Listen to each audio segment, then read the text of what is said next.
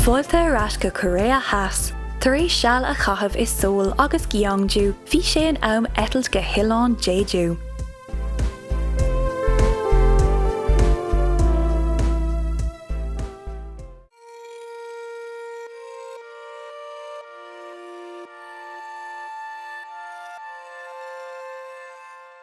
An chéad mad an eile tar éis bric fásta, bhí sé an am bos a thógáil go dtí na láithreacha is cinnte ar an oileán.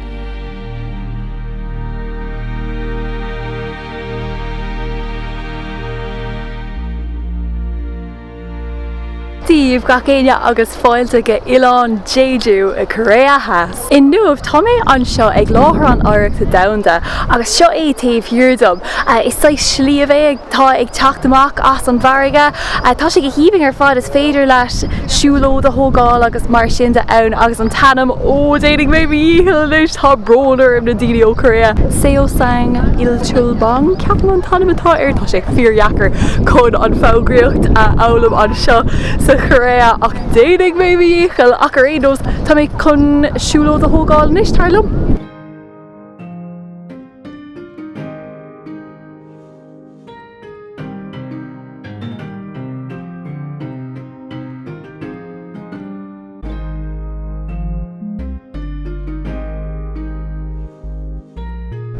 Tá mar seo go héile is go thomláin íomh ach lads tá na céimena seo códú sláánach tá bhí an chorális níl sé fiúró tetá sé le 8 céim déag ach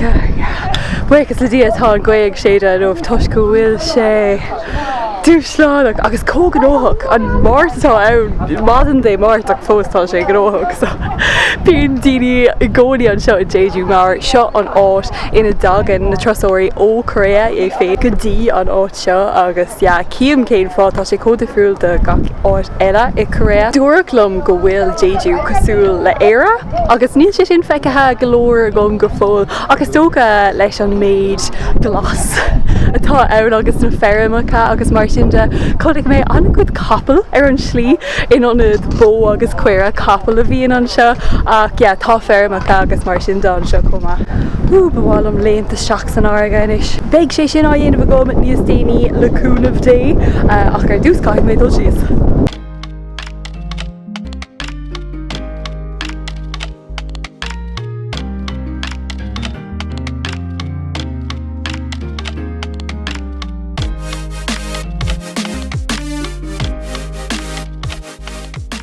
Taobh thiúdom an seo é oileán údó agus tá sé sin in nacha le JEJU agus tá sé anna bheag ar fad is féidir leis bád hapig a thógáil idir an dá oileán an seo. Ní bheith an Táim a gom foréir, ní le gá lán a gom an seo i JEJU foréir an uair seo ach féidir sé just nádar chutá antá sé beag go leor ach sa múl tá cnoch sais mór ann comma. Tá mé ar an trán is tá díreach faoine oil sin agus tá an ganamh go léir dúmh. Táis go bhfuil bolcán agus gníomhíocht bolcán i gceist leis an trá seo so sin é níl sé mín sin is tócha tá sé mór go leor ach códafriúil ná na trána tá a going in éireann ach go full sais striking is tócha. Now, cúil mé go bhfuil seo nó taspáintas de hais éigent ar siúil ar an trá seo ag go 2:00 agus tá sé lethúir tar éis a héanaan is so fanigh mé cúpla nó méid agus cíigh mé rud a bhaineann le tomadóireacht nó tomadóí so cíam míid.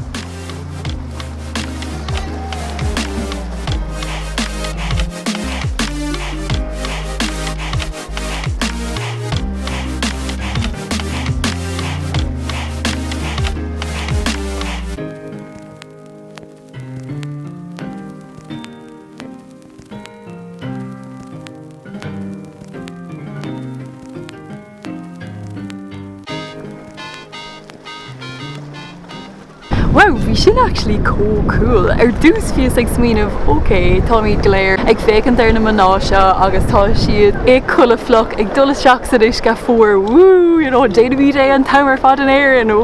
déanamh anna chuid maná é sin an éireann. Ach, an sin, coolla mé beagání níos mó faoin cultúr seo agus actually winnin an nós seo le UNESCO is láthrán nach féidir leat de lámh chur atá a gceist anseo i JEJU agus séir atá a gceist ná na maná seo tá anna chuid acu ina hochtadí so tá siad sean galóir a ach lí is sé héineo an terma a dúachtar ar na maná seo agus go banúsach bíonn siad ag tomadóireacht i gcóir iasc agus tain siad 10 méadar faoin uisce gan éon measc oxygen éon rud mar sin just go nádúrtha agus is féidir lo a bheith faoin uisce ar feadh just nó méad amháin ach déanann siad ar feadh 7 nuair an lá nócha lá an bliain so is posta chréite is tócha go nílann siad an iasc agus mar sin de an sin ach tá sé anna go dtíonnta an seo JEJU agus nós cultúrtha atá i gceist agus bhí an tá darg chun é sin eáil.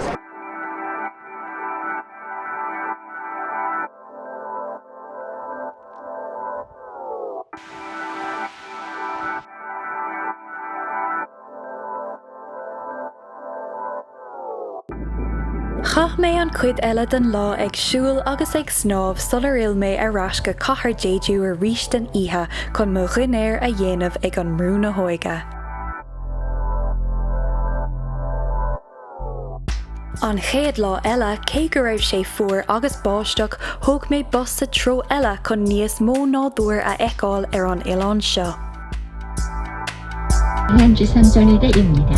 This stop is the Seas Hotel.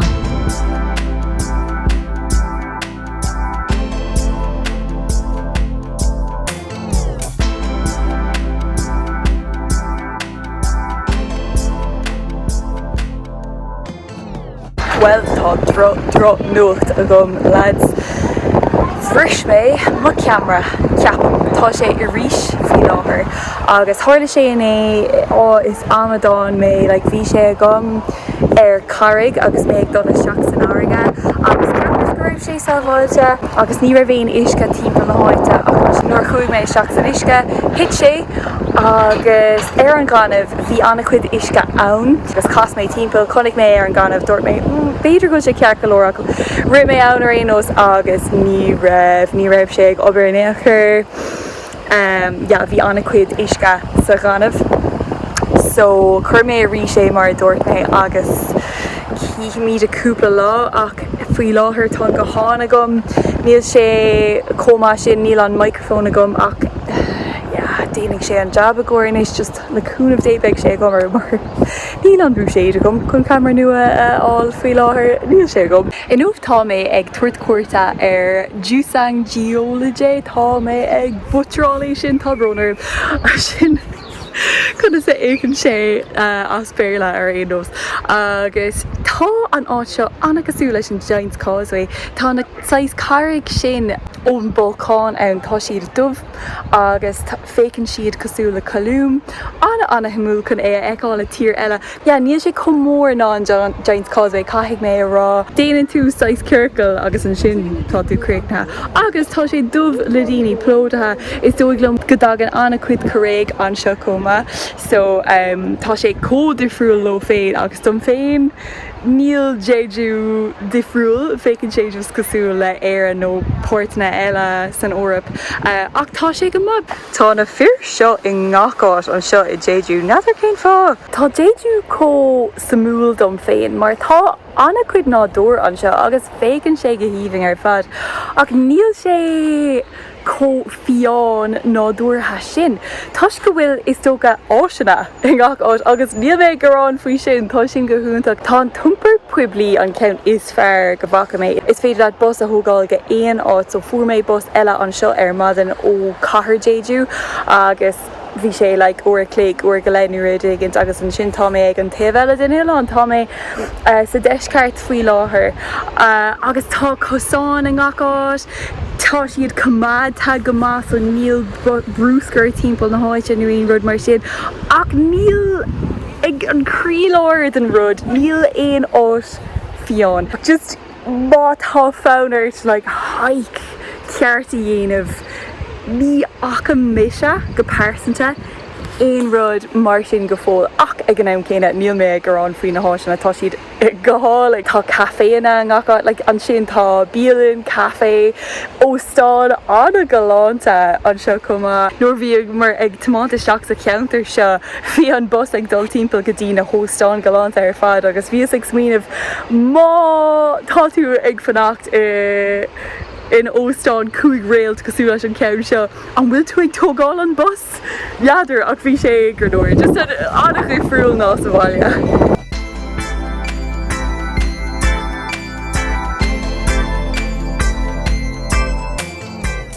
Tar éis níos mó bia cuiréag íomhaing den lón bhuail mé an bóthar a ríis. Ceir go leor daimsigh mé slí isteach chuig as, beidir 3 asanna tá timpeall na háite anseo.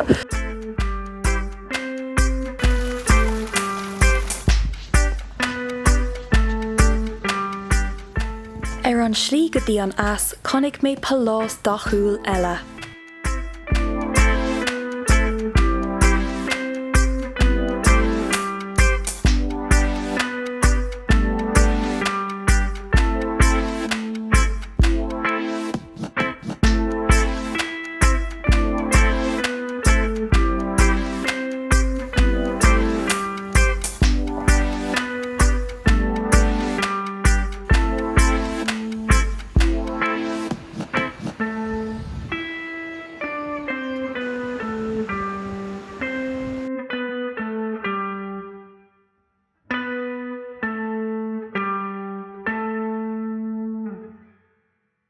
Tánáid seo actually íomhainn tá sé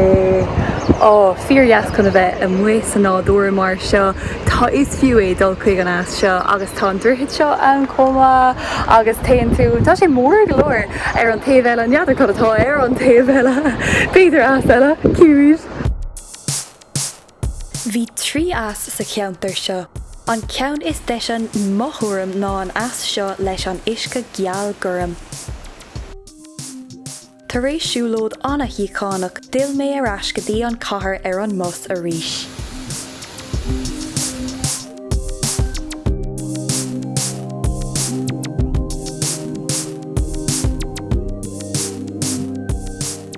Uair go le níos daoine agus tá mé ar ais sa cathair a ríis agus tá an tróna anuis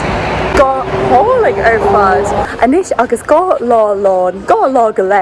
á caitheamh agam anseo ar Oileán JEJU tá cúpla smíanamh agam sola déim ar ais go dtí an mórthír a bhís mad an amórach. Ar dús ní raibh is agam go raibh cathair comholmhór seo ar JEJU nuair cúla mé faoi JEJU cúla mé anna cuid faoin tútha agus go dagan anna cuid dus na cuiréag an seo ggóir léad de sira agus mar sinnte agus tá an nádúir go hálaigh ar fad agus tá anna cuid de sin ar siúil anseo ach ag an am céad tá cathair olmhór anseo. Mana bhfuil glúisteáin agat beag tú ag fannacht sa cathair tá an cuid is mó fámhór an lóistín tá sé anseo sa cathair ar aon nós ach ag an am céine má tá tú ag írig an súbhnas sin áil agus sin cad bhí uam. Bíonn sé dachar mar tá sé go nóthach anseo agus fiús na háitina a bhfuil an nádúir ann agus tá siad a bhfad ón gcathair chuma ach tá an cuid is mó acu go nóthach go leor agus déirthing go bhfuil sé sin cinnte go háirtha an tairg cé nachhfuil an aimimse gur thúntaach bíonn anna chuid daoine timpeall na háite. Fós bhain mé taitneamh as. It's just beidir gur bhain mé níos mó taitneamh as piasaí eile a chuir ach sin má aib sin na expectations is tóga a raibh a gomnú na scéalte ar cúla mé faoi JEJU. Caithfidh mé admhail comá go ceapan go mbeadh níos mó taitneamh agam ar an áit seo dá mbeadh an glúisrothair agam agus an 6 saoirse sin mar bhí 6 gramatha I ngá counter agsúla ach ag an céile dar leis an idir rénos agus cuairthe ón daoine a bhualas sin na háisna is fearr eáil muna bhfuil mór an ama go anseo i JEJU. Ceapan na nóiríre go bhfuil níos mó ama uais beidir seachtain so beidir just nádéin cad a rinne mise agus bíoh níos mó ama agus chun taithnamh ceart a bhaint as an Oileán Íbhing seo. Ach sin é a gcuir JEJU, tá mé just chun bia álamis do mo bhainnéir agus é dhéanamh sa bhrúna hóige agus sin tá ihas gnáíochta a going ag an bhrúna hóige so beidh sé sin á dhéanamh go nacht. Ach go dtí an céadráid eile ga chéine, slán go fóil.